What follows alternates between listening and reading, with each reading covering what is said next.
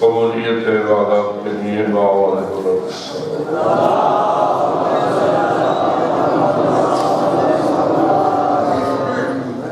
جمیع مرحوم مومنین اور مومنات کی مغفرت کے لیے باوال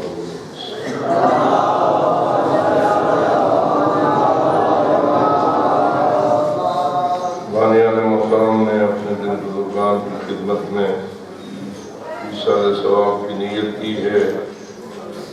ان کی بخشش اور بلندی درجات کے لیے ایک سورہ فاتحہ.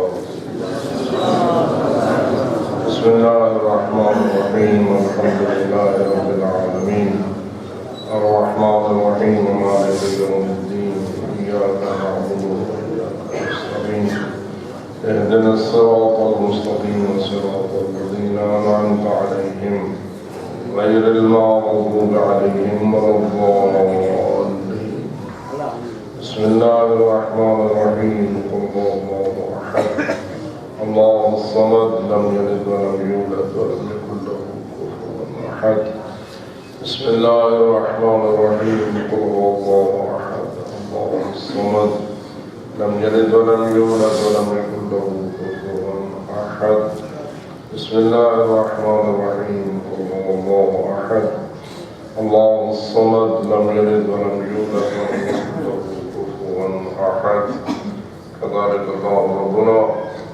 اس تلاوت مبارکہ کا جو ثواب ارواح طیبہ انبیاء و مرسلین شہداء و صدیقین محمد و آل محمد علیہ السلام کی بارگاہ قدس میں عطیہ کرنے کے بعد جتنے بھی اہل ایمان نور ولایت لے کے اس دنیا سے روانہ ہوئے سب تک بھیجنے کے لیے باآواز بلند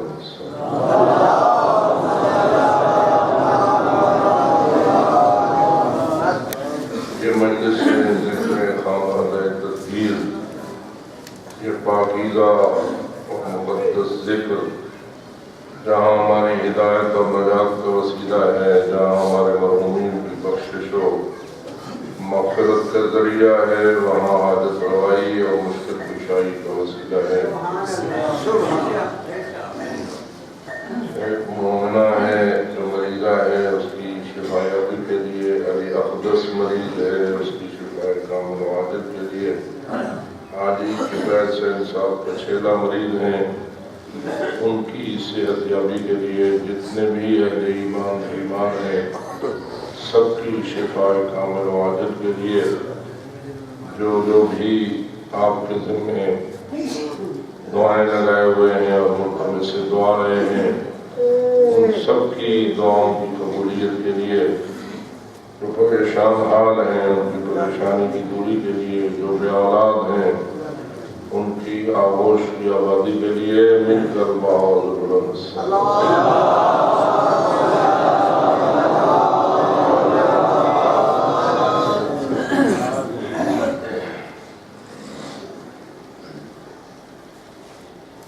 شہداء اسلام کو خراج تحسین پیش کرنے کے لیے باآواز بلند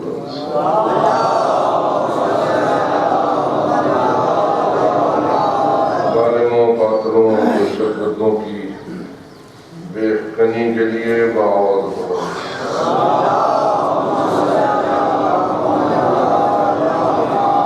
تعجیل ظہور حضرت قائم آل محمد علیہ السلام کے لیے باآواز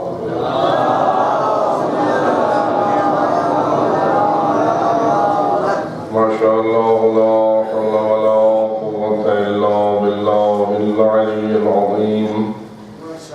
رب اشرح لي صدری ویسر لي امری واحلل عقدۃ من لسانی یفقهوا قولی. اعوذ باللہ من الشیطان اللعین الرجیم. بسم اللہ الرحمن الرحیم. الحمد للہ رب العالمین والصلاة والسلام على أشرف الأنبياء والمرسلين سيدنا ونبينا وشفيع ذنوبنا وطبيب قلوبنا ومولانا. بالقاسم محمد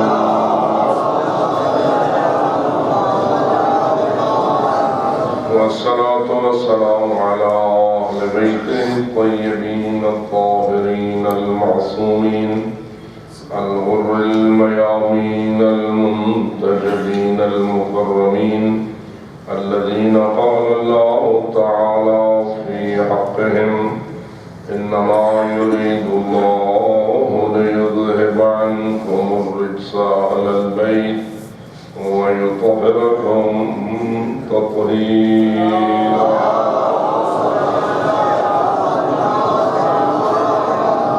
ورحمة الله على أحبابهم وأصحابهم وشيعتهم ومواليهم أجمعين ولعنة الله على أعدائهم ملعونين من يوم عداوتهم إلى أبد الآبدين أما بعد فقد قال الله تبارك وتعالى في كتابه المبين وخطابه المتين بسم الله الرحمن الرحيم يقول الذين كفروا لست مرسلا قل كفى بالله شهيدا بيني وبينكم ومن عنده علم الكتاب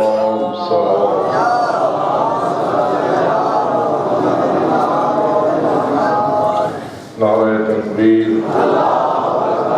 نعرہ رسالت نعرہ حیدری نعرہ صلوات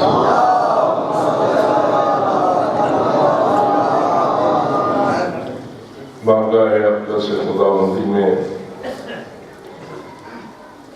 استدعاء و التجا ہے کہ باپ محمد و اہل بیت محمد علیہ السلام آپ سب کی پرخلوص عبادات قبول اور منظور فرمائے۔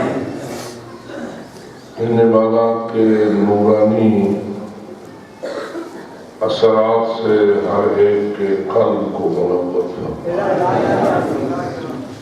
دنیاوی سعادتوں کے ساتھ ساتھ اخروی سعادتیں بھی نصیب فرمائے، مرحومین کو مغفرت سے سرفراز کرے، موجودین کو تقوی کے نور سے منور فرمائے، اپنے اپنے واجبات کی پابندی کا ادراک نصیب فرمائے اور پوری محبت کے ساتھ اللہ کے واجبات کو اور مستحبات کو ادا کرنے کی توفیق نصیب فرمائے، اسی طرح محرمات سے کامل نفرت عطا فرمائے اور مکروہات سے بھی دوری نصیب فرمائے۔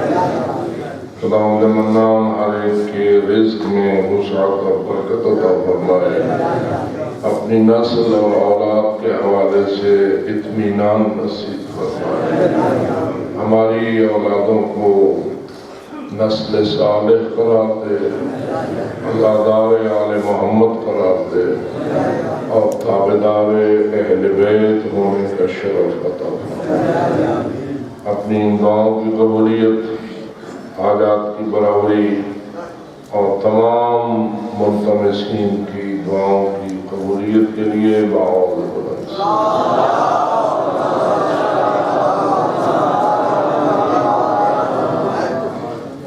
ارشاد رب العزت ہے، مشہور آیت کریمہ ہے کہ یہ کفار کہتے ہیں آپ کو اے میرے رسول کہ آپ اللہ کے بھیجے ہوئے رسول نہیں ہیں۔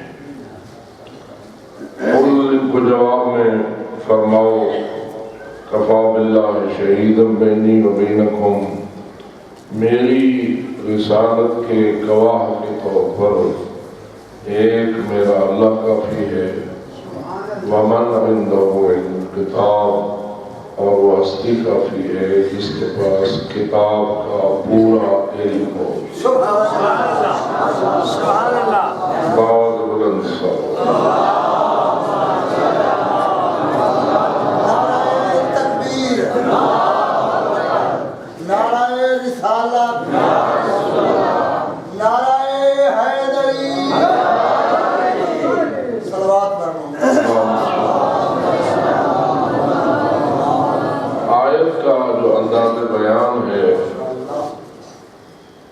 سمجھ آ رہا ہے کہ جو کفار تھے جنہیں قرآن نے الذین کفروا کے لفظ سے ہمیں یاد کیا ہے، یہ اللہ کو مانتے تھے، رسول اللہ کو نہیں۔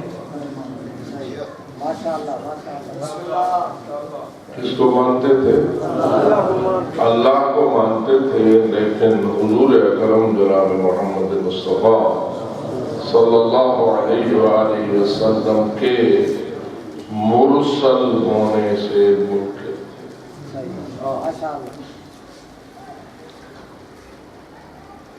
اب کیا جو اللہ کو مانے وہ بھی کافر ہو سکتا ہے؟ تو آیت یہ بتا رہی ہے کہ ہاں کئی ایسے بھی ہوتے ہیں جو اللہ کو مان کر بھی کافر ہوتے ہیں۔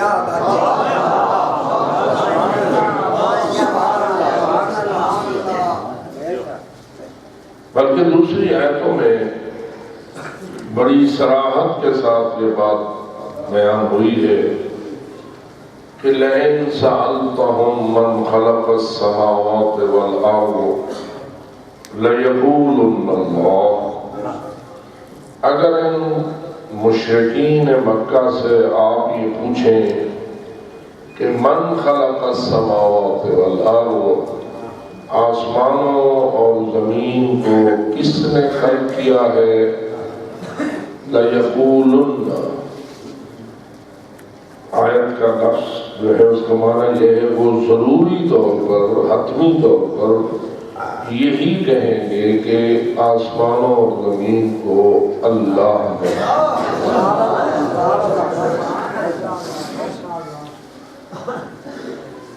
تو اس سے معلوم ہوا کہ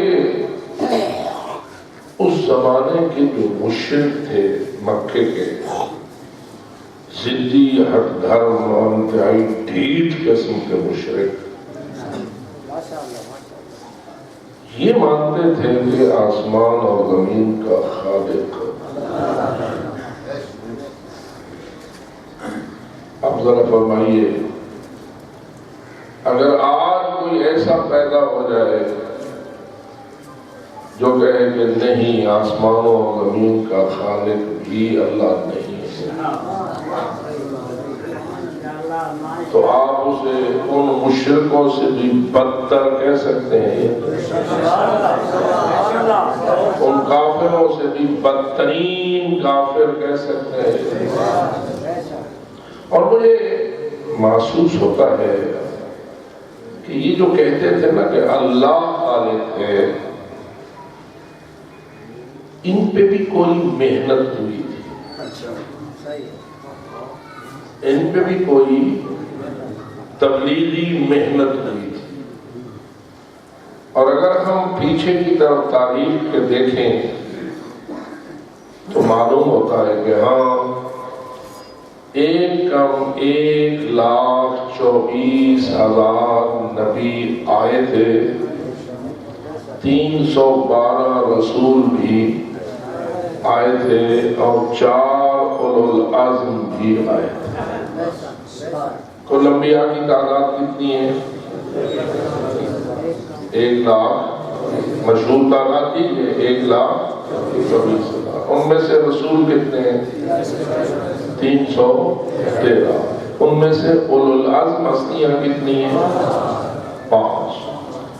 اب ایک ہستی جو نبی بھی ہے، رسول بھی ہے، اولو العزم بھی ہے، سب کی سردار بھی ہے، سب سے اشرف بھی ہے، سب سے افضل بھی ہے، سب سے اعلیٰ بھی ہے، سب سے اولا بھی ہے، اور سب کی مولا بھی ہے، وہ ہے حضرت جناب محمد مصطفیٰ صلی اللہ علیہ وسلم۔ اور جب پاک پیغمبر کا نام آئے تو از خود صلوات پڑھنا۔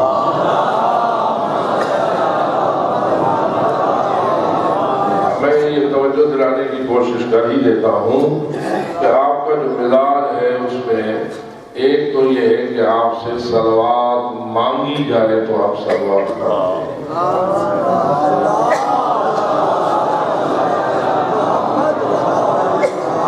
ممبر کی طرف سے آپ سے کہا جائے کہ صلوات پڑھو تو آپ صلوات پڑھتے ہیں.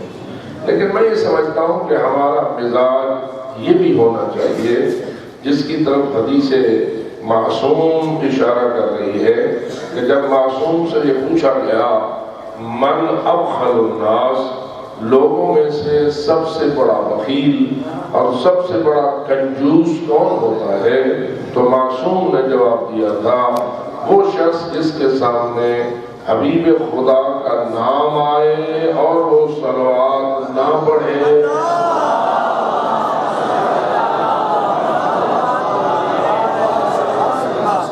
تو دو قسم کی صلواتیں مجلس میں ہونی چاہیے.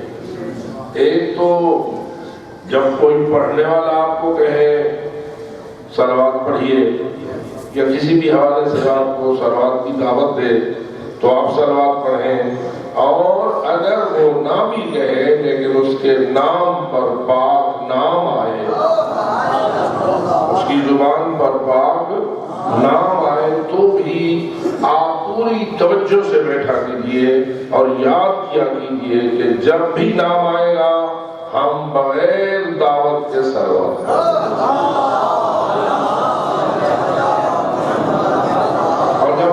صلوات بھیجیں گے تو آپ بڑے سخی ثابت کیا ثابت ہوں گے؟ سخی.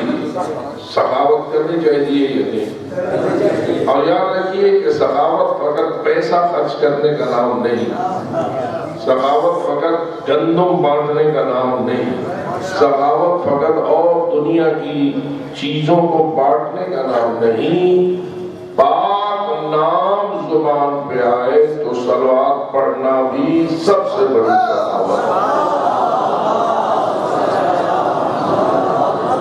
ہمارے جو آل محمد کا غلام ہوتا ہے وہ کنجوس نہیں ہوتا، وہ سخی ہوتا. خیر، تو حضرت جو ہیں وہ نبی بھی ہیں، رسول بھی ہیں اور عزم بھی ہیں اور سب کے سردار بھی ہیں. لیکن اللہ کا حکیمانہ فیصلہ یہ ہوا کہ خالق انہیں میں سب سے پہلے کروں گا اور زمین کی طرف سب سے آخر میں بھیجوں گا. اول ما خلق اللہ نوری، تخلیق ان کی سب سے پہلے ہوگی، لیکن ان کو اپنی ڈیوٹی ادا کرنے کے لیے بھیجا سب سے آخر میں جائے گا. اب جب یہ آخر آئے تو ان سے پہلے ایک کم 1,24,000 نبی بھی آ کے گزر گئے تھے، 312 رسول بھی آ کر گزر گئے تھے، اور 4 اولو العزم ہستیاں بھی تشریف لے گئی تھیں، اور اللہ کی 3 کتابیں اور کئی صحیفے وہ بھی ہدایت کا نور بن کے اپنا نور پھیلا کے چلے گئے تھے. اور مکہ تھا اللہ کے گھر والا مرکز. کیا خیال ہے مکہ اس پوری زمین کا اس لحاظ سے مرکز ہے یا نہیں؟ کیونکہ وہاں اللہ کا گھر ہے. اور بعض روایات میں یہ بات بھی ہے کہ جب زمین جمنا شروع ہوئی تھی، زمین بننا شروع ہوئی تھی، اس لیے کہ زمین پہلے پانی کے شکل میں تھی اور پھر اس میں ہواؤں نے آ کر ایک بلوچنا چلایا تھا، اور بالآخر وہ زمین جمنا شروع ہوئی تھی، اور پھر یہ جم گئی تو زمین کہلائی. جو نقطہ سب سے پہلے جمع تھا وہ وہی جگہ ہے جسے اللہ نے اپنے گھر کے لیے منتخب.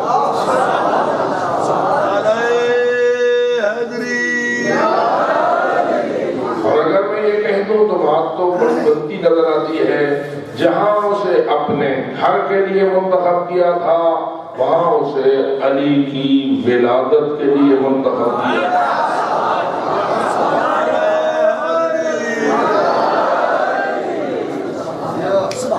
تو دوستو اس جگہ کا جو حیثیت ہے، اس کا جو مقام ہے، اس کی جو عظمت ہے، اس کی جو عزت ہے، وہ اللہ کے نزدیک بھی روشن ہے، اللہ والوں کے نزدیک بھی روشن ہے.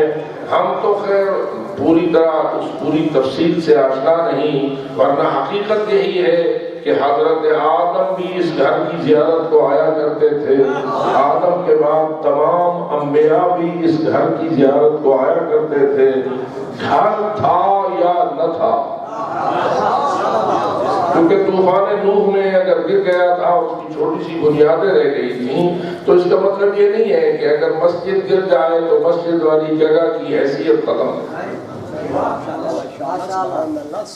مسئلہ جانتے ہو جی اپنے جا کے مسیح رہتے ہو، اور یہ بھی یاد رکھو آپ کے گھر تو ختم ہو سکتے ہیں، اللہ کا گھر ختم نہیں ہو سکتا۔ نعرہ تکبیر، نعرہ رسالت، نعرہ حیدری۔ ماشاءاللہ سیلابی علاقے سے تعلق رکھنے والے لوگ ہیں، اور ادھر مغرب میں اکثر حصہ زمین کا جو ہے وہ سیلابی ایریا ہے، دیکھو تو کچے کا علاقہ آتے ہو یا اٹھاڑ کا علاقہ آتے ہو، یہ سارا سیلابی علاقہ ہے نا۔ اس سیلابی علاقے میں بھی مساجد بنتی ہیں یا نہیں؟ جی بعد جو سیلاب آوے تو گھر کھانے یا نہیں؟ جی اللہ سے نظر وہ کھڑا نہ دے یا وہ بھی معلوم ہوا ایک کہیں کہ میں نے یہ بھی تھی ہے یہ جو تمہارے ہر جگہ موجودہ، ہر جگہ موجودہ، ہر جگہ موجودے کا تصور ہے، اصل ایسا نہیں ہے۔ موجودہ وہاں ہوتا ہے جہاں اس کی رضا